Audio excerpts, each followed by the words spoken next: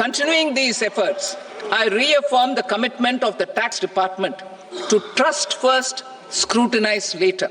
I also propose to introduce the new income tax bill next week. I will detail the indirect tax reforms and changes in direct taxes in Part B. Financial sector reforms.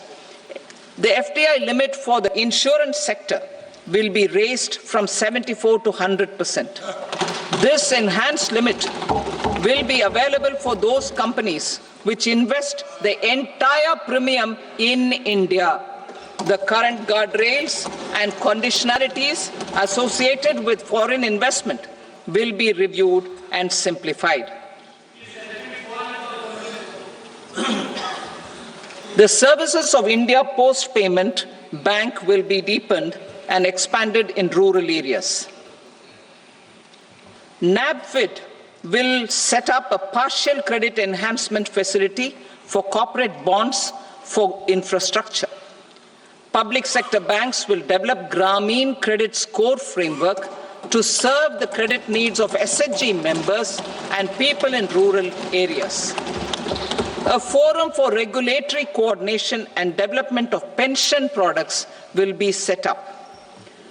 To implement the earlier announcement on simplifying the KYC processes, the revamped Central KYC Registry will be rolled out in 2025.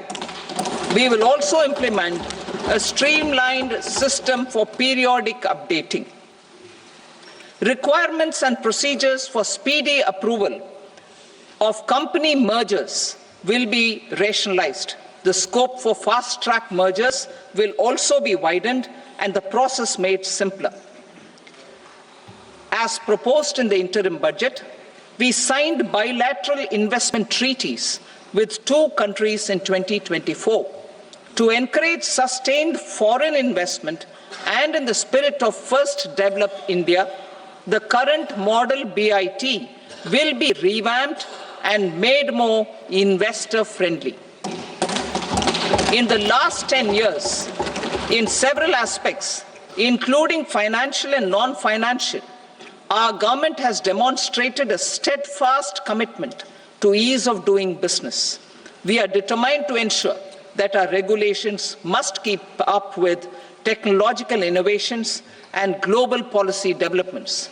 A light-touch regulatory framework based on principles and trust will unleash productivity and employment. Through this framework, we will update regulations that were made under old laws. To develop this modern, flexible, people-friendly, and trust-based regulatory framework appropriate for the 21st century, I propose 4 specific measures. A high-level committee for regulatory reforms will be set up for a review of all non-financial sector regulations, certifications, licenses, and permissions.